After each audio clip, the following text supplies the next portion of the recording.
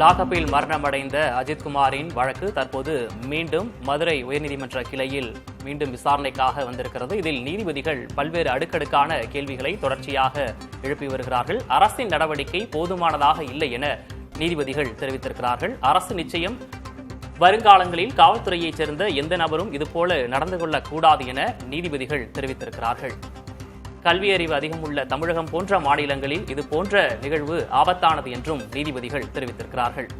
அரசால் எடுக்கப்படும் நடவடிக்கை போதுமானதாக இல்லை, உயரதிகாரிகளை பாதுகாக்கும் வகையில் இருப்பதாகவும் நீதிபதிகள் தெரிவித்திருக்கிறார்கள்.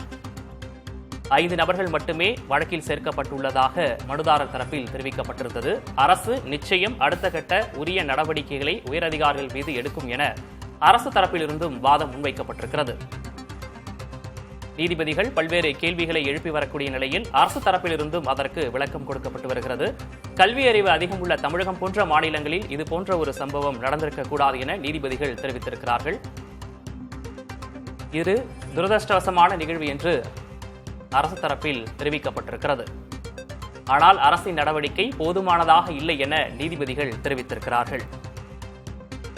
உடலின் எந்த பாகங்களும் விடுபடாமல் அத்தனை இடங்களிலும் காயம் இருப்பதாக நீதிபதிகள் தெரிவித்திருக்கிறார்கள். அதிகாரம் இத்தகைய மனநிலையை காவல்துறையினருக்கு கொடுத்திருப்பதாகவும் நீதிபதிகள் காட்டமாக பல்வேறு கேள்விகளை எழுப்பியிருக்கிறார்கள். இதற்கு இந்த நிகழ்வு துரதிருஷ்டவசமானது என அரசு தரப்பிலிருந்து தெரிவிக்கப்பட்டிருக்கிறது.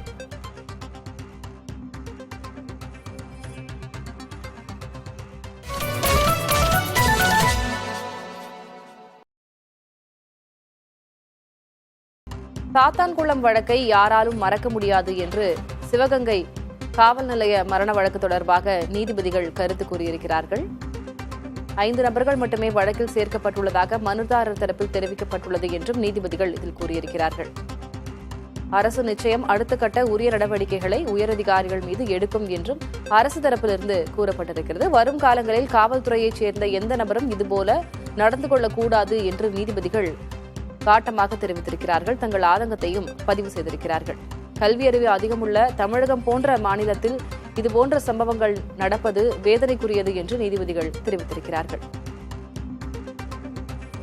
இன்று காலையில் இந்த வீடியோ காட்சிகள் வெளியாகியதிலிருந்தே நிச்சயமாக இதனை பார்ப்போருக்கு மன வருத்தம் ஏற்பட்டிருக்கும். அந்த வகையில் மிகவும் கொடூரமான முறையில் அடித்து கொலை செய்யப்பட்டிருக்கிறார் அந்த இளைஞர். இளைஞரின் பிறப்புறுப்பில் மிளகாய் பொடி வைத்திருக்கிறார்கள் என்ற தகவலும் வெளியாகியிருக்கிறது. அவர் தண்ணீர் கேட்டபோது தண்ணீர் கொடுக்க மறுத்து அவர் வாயில் மிளகாய் பொடியை திரித்ததாகவும் நமது செய்தியாளர் பதிவு செய்ய நாம் கேட்டோம். இளைஞரின் பிறப்புறுப்பிலும் வாயிலும் மிளகாய் பொடியை போட்டு காவல்துறையினர் சித்திரவதை செய்திருக்கிறார்கள். அரசால் எடுக்கப்படும் நடவடிக்கைகள் போதுமானதாக இல்லை, உயரதிகாரிகளை காப்பது போல உள்ளது என்று இது தொடர்பாக வழக்கை விசாரித்து வரும் நீதிபதிகள் தெரிவித்திருக்கிறார்கள். அரசு நிச்சயம் அடுத்த கட்ட உரிய நடவடிக்கைகளை உயரதிகாரிகள் மீது எடுக்கும் என்று அரசு தரப்பிலிருந்து உத்தரவாதம் அளிக்கப்பட்டிருக்கிறது. வரும் காலங்களில் காவல்துறையைச் சேர்ந்த எந்த நபரும் இதுபோல மிருகத்தனமாக நடந்து கொள்ளக்கூடாது என்று நீதிபதிகள் தரப்பிலிருந்து கண்டிப்புடன் கூறப்பட்டிருக்கிறது. இவ்விவகாரம் தொடர்பாக வெளிவரும் ஒவ்வொரு தகவலும் அடுத்தடுத்த கட்ட தகவல்களும் அதிர்ச்சியை ஏற்படுத்திய வண்ணமே அமைந்திருக்கின்றன. முதலில் அவர் இறந்த செய்தி, காவல் நிலைய மரணமாக அந்த செய்தி வந்தது. அதற்கு பிறகு அவர் எவ்வாறு கொல்லப்பட்டார், எவ்வாறு அவருடைய உயிர் பிரிந்தது என்பதாக அடுத்தடுத்து வரக்கூடிய செய்தி, எப்படியெல்லாம் அவர் சித்திரவதை செய்யப்பட்டிருக்கிறார் என்று நாம் பார்க்கக்கூடிய காட்சிகள் என்று அஜித்குமார் மரண வழக்கை பொறுத்தவரை அடுத்தடுத்த கட்டங்களில் அதிர்ச்சியே மிஞ்சுகிறது என்று நாம் கூறலாம். அந்த வகையில் கைது செய்யப்பட்ட 5 காவலர்கள் யார் என்று பார்க்கிறோம். அவரை காவலர்கள் அடித்து துன்புறுத்தும் வீடியோ காட்சிகளை பார்க்கிறோம். நீதிபதிகள் இது தொடர்பாக தற்போது வரை என்னென்ன விஷயங்களை அடிக்கோடிட்டு காட்டியிருக்கிறார்கள், என்னென்ன கண்டனங்களை தெரிவித்திருக்கிறார்கள், என்னென்ன கேள்விகளை அரசுக்கு எழுப்பியிருக்கிறார்கள் என்பதையும் நாம் பார்க்கிறோம்.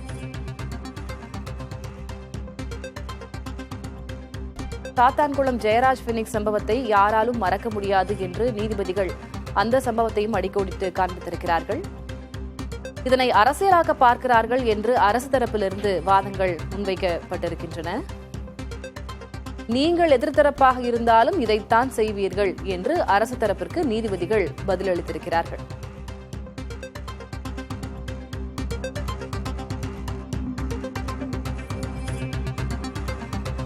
வழக்கை சிபிஐக்கு மாற்றுவதில் ஆட்சேபனை இல்லை என்று அரசு தரப்பு தெரிவித்திருக்கிறது. தொடர்ந்து அரசியல் கட்சி தலைவர்களும் முன்வைக்கக்கூடிய ஒரு வலியுறுத்தல் இதுவாக இருக்கிறது. சிபிசிஐடி விசாரணை போதாது, சிபிஐ வசம் இந்த வழக்கு ஒப்படைக்கப்பட வேண்டும், அப்போதுதான் நியாயமான விசாரணை நடைபெறும் என்பதாகத்தான் பல்வேறு தரப்பினரும் கூறி வந்தனர். அரசியல் கட்சித் தலைவர்களும் அதனையே வலியுறுத்தியிருந்தனர். இந்நிலையில் இந்த வழக்கை சிபிஐக்கு மாற்றுவதில் எந்த ஆட்சேபனையும் இல்லை என்று தமிழக அரசு தரப்பிலிருந்து தெரிவிக்கப்பட்டிருக்கிறது.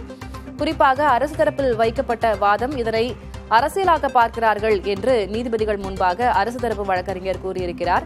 நீங்கள் எதிர்த்தரப்பாக இருந்தாலும் எதிர்க்கட்சியாக இருந்தாலும் நீங்களும் அதைத்தான் செய்திருப்பீர்கள் என்று நீதிபதி காட்டமாக பதிலளித்திருக்கிறார். தொடர்ந்து சாத்தான்குளம் ஜெயராஜ் பெனிக் சம்பவத்தையும் அடிக்கோடிட்டு காண்பித்திருக்கிறார்கள். அந்த சம்பவத்தை யாராலும் மறக்க முடியாது என்று நீதிபதி கூறியிருக்கிறார். மேலும் அஜித்குமார் எவ்வாறெல்லாம் சித்திரவதை செய்யப்பட்டிருக்கிறார் என்பதற்கான அந்த ஒவ்வொரு தகவலும் வெளியாகியிருக்கிறது. நிச்சயமாக இந்த செய்தியை பார்க்கும்போது யாராக இருந்தாலும் மனம் பாரம் கொள்ளும். குடிக்க தண்ணீர் கேட்டபோது தண்ணீர் தர மறுத்து அவருடைய வாயில் மிளகாய் பொடியை 4-5 முறை திணித்திருக்கிறார்கள். அவருடைய பிறப்புறுப்பில் மிளகாய் பொடி வைக்கப்பட்டிருக்கிறது என்பதாக தொடர்ந்து ஒவ்வொரு அதிர்ச்சிகர தகவலும் வெளியாகிய வண்ணம் இருக்கின்றது.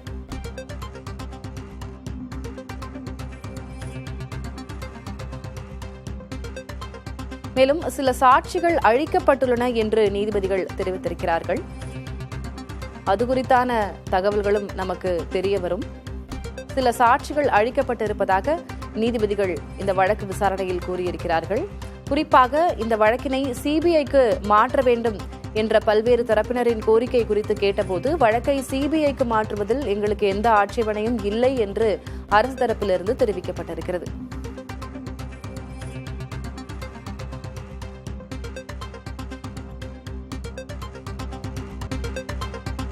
அரசு இந்த விஷயத்தில் நேர்மையாக உள்ளது, யாருக்கும் சாதகமாக இல்லை என்பதை வெளிப்படுத்தவே இதனை கூறுகிறோம் என்று அரசு தரப்பு தொடர்ந்து தங்களுடைய வாதங்களை முன்வைத்திருக்கிறார்கள்.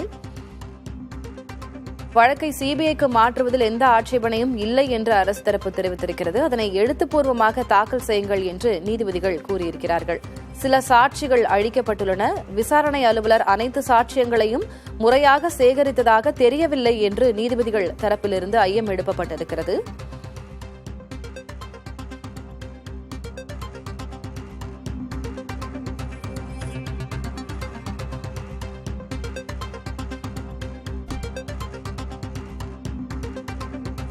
அரசு தரப்பிலிருந்து வைக்கப்பட்ட வாதம் இதனை தொடர்ந்து அரசியலாக்க பார்க்கிறார்கள், இதில் அரசியல் செய்கிறார்கள் என்பதாக அரசு தரப்பிலிருந்து வாதம் முன்வைக்கப்பட்டது. ஆனால் நீதிபதிகள் ஒருவேளை நீங்கள் எதிர்த்தரப்பாக இருந்தால் நீங்களும் அதைத்தான் செய்வீர்கள், நீங்களும் அரசியல்தான் செய்வீர்கள் என்பதாக நீதிபதிகள் காட்டமாக பதிலளித்திருக்கிறார்கள். மேலும் சில சாட்சிகள் இதில் அளிக்கப்பட்டிருக்கின்றன, விசாரணை அலுவலர் அனைத்து சாட்சியங்களையும் முறையாக சேகரித்ததாக தெரியவில்லை என்றும் நீதிபதிகள் ஐயம் எழுப்பியிருக்கிறார்கள். இந்த வழக்கை பொறுத்தவரை இதனை சிபிஐக்கு மாற்றுவதில் எந்த ஆட்சேபனையும் இல்லை என்று அரசு தரப்பிலிருந்து தெரிவிக்கப்பட்டிருக்கிறது. அதனை எழுத்துப்பூர்வமாக தாக்கல் செய்ய சொல்லி நீதிபதிகள் அறிவுறுத்தியிருக்கிறார்கள். மேலும் இந்த விஷயத்தில் அரசு நேர்மையாக உள்ளது, யாருக்கும் சாதகமாக இல்லை என்பதை வெளிப்படுத்தவே இதனை கூறுகிறோம், சிபிஐ விசாரிப்பதில் ஆட்சேபனை இல்லை என்ற கருத்தை அதற்காகவே தெரிவித்திருக்கிறோம் என்று அரசு தரப்பிலிருந்து தெரிவிக்கப்பட்டிருக்கிறது.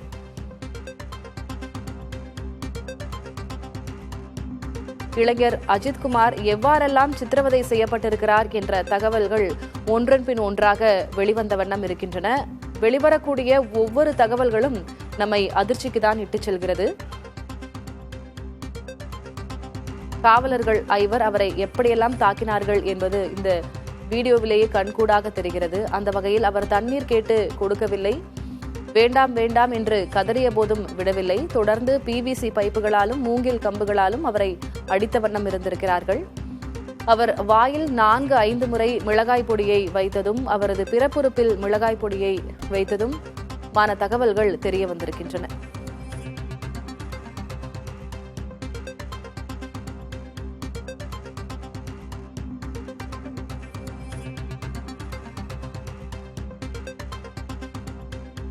யாருக்கும் சாதகமாக நாங்கள் செயல்படவில்லை என்று அரசு தரப்பிலிருந்து வாதம் முன்வைக்கப்பட்டிருக்கிறது. இதனை பிறர் அரசியலாக்க பார்க்கிறார்கள் என்றும் அரசு தரப்பிலிருந்து வாதம் முன்வைக்கப்பட்டிருக்கிறது. நீங்கள் எதிர்த்தரப்பாக இருந்தாலும் இதைத்தான் செய்வீர்கள் என்று நீதிபதிகள் அதற்கு காட்டமாக பதிலளித்திருக்கிறார்கள்.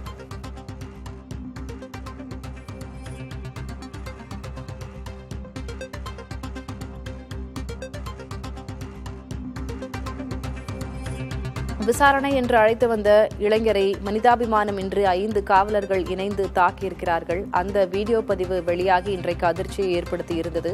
சிசிடிவி கேமராக்கள் இல்லாத இடமாக வைத்து மூங்கில் கம்புகள், பிவிசி பைப்புகளால் தாக்கியிருக்கிறார்கள். தண்ணீர் கேட்டு தராத நிலையில் மிளகாய் பொடியை வாயில் 4-5 முறை திணித்திருக்கிறார்கள். அவரது பிறப்புறுப்பில் மிளகாய் பொடியை திணித்திருக்கிறார்கள். கொடுமையான மரணம் நிகழ்ந்திருக்கிறது என்றால் அது மிகையல்ல. சிபிசிஐடி விசாரணை போதாது, சிபிஐக்கு இந்த வழக்கு மாற்றப்பட வேண்டும். அப்போதுதான் நியாயமான விசாரணை நடைபெறும் என்று சமூக செயற்பாட்டாளர்களும் பிற கட்சித் தலைவர்களும் தொடர்ந்து கோரி வந்த நிலையில் இது தொடர்பான வழக்கு விசாரணை இன்று நடைபெற்று வந்தது. அதில் அரசு தரப்பு தனது வாதங்களை முன்வைத்திருக்கிறது. சிபிஐ விசாரணைக்கு எங்களுக்கு எந்த ஆட்சேபனையும் இல்லை என்று அரசு தரப்பிலிருந்து தெரிவிக்கப்பட்டிருக்கிறது.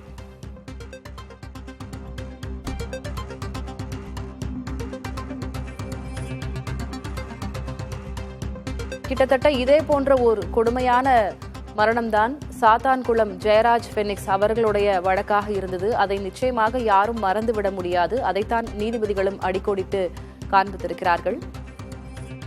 காவல் நிலைய விசாரணையில் தந்தை மகன் ஜெயராஜ் பெனிக்ஸ் ஆகிய இருவரும் கொல்லப்பட்டது நாடறிந்த செய்தி. மிகப்பெரிய அதிர்வலைகளை அது கிளப்பியிருந்தது கடந்த ஆட்சி காலத்தில். அந்த வழக்கை போல இதுவும் என்பதாக நீதிபதிகள் அடிக்கோடிட்டு காண்பித்திருக்கிறார்கள்.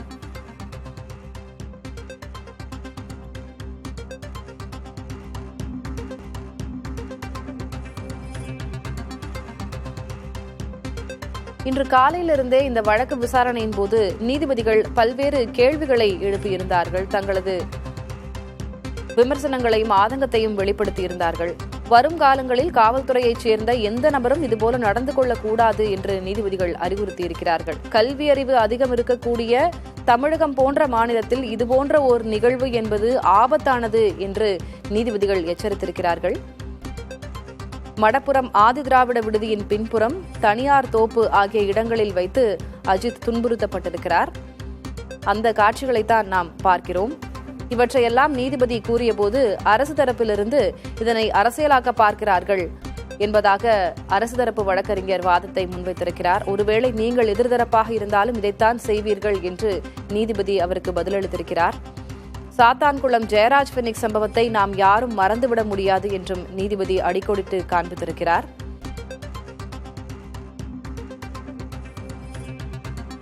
மேலும் அஜித்குமார் எவ்வாறெல்லாம் துன்புறுத்தப்பட்டிருக்கிறார், எவ்வாறெல்லாம் சித்திரவதை செய்யப்பட்டு கொல்லப்பட்டிருக்கிறார் என்பதை நீதிபதிகள் குறிப்பிட்டிருக்கிறார்கள், அடிக்கோடிட்டு காண்பித்திருக்கிறார்கள்.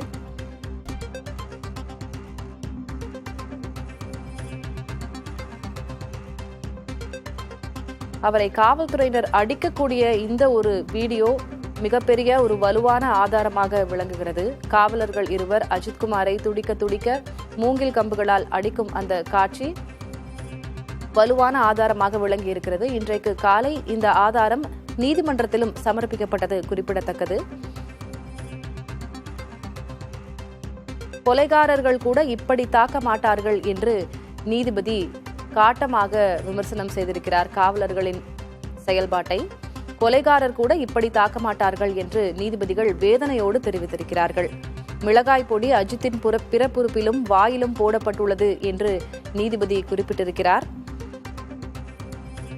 சில சாட்சிகள் இதில் அழிக்கப்பட்டிருக்கின்றன என்பது நீதிபதிகளின் கருத்தாக இருக்கிறது. விசாரணை அலுவலர் அனைத்து சாட்சியங்களையும் முறையாக சேகரித்ததாக தெரியவில்லை என்றும் நீதிபதிகள் கூறியிருக்கிறார்கள். தொடர்ந்து இந்த வழக்கை சிபிஐக்கு மாற்றுவதில் எந்த ஆட்சேபனையும் இல்லை என்று அரசு தரப்பு கூறியிருக்கிறது.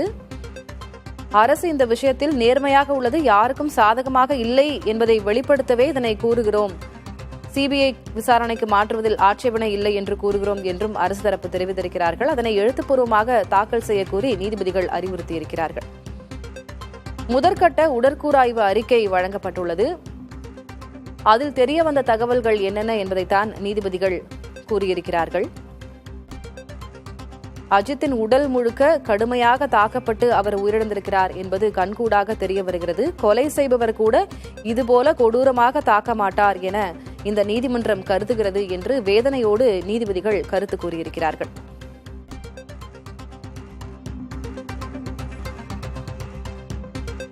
மேலும் சிசிடிவி காட்சிகளை பொறுத்தவரை உதவி காவல் ஆய்வாளர் ராமச்சந்திரன் சிசிடிவி காட்சிகளை எடுத்துச் சென்றதாக கோவில் உதவி ஆணையர் கூறுகிறார்.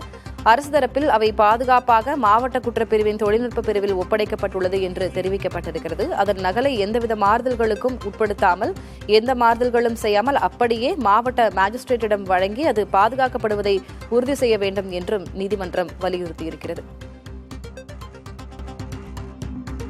அஜித்குமார் உடலின் உடற்கூறாய்வு அறிக்கை, முதற்கட்ட அறிக்கை வெளியாகி இருக்கிறது. அதில் அவர் எவ்வாறெல்லாம் துன்புறுத்தப்பட்டிருக்கிறார் என்பதை நீதிபதிகள் கூறி வருகிறார்கள். அஜித்தின் உடல் முழுக்க கடுமையாக தாக்கப்பட்டு அவர் உயிரிழந்திருக்கிறார். அவரது வாயில் மிளகாய் பொடியை திணித்திருக்கிறார்கள். அவருடைய பிறப்புறுப்பில் மிளகாய் பொடியை திணித்திருக்கிறார்கள். கொலை செய்பவர் கூட இவ்வளவு கொடூரமாக ஒரு மனிதனை தாக்க முடியாது என்பதாக வேதனையுடனும் ஆதங்கத்துடனும் நீதிபதிகள் இதனை கூறியிருக்கிறார்கள்.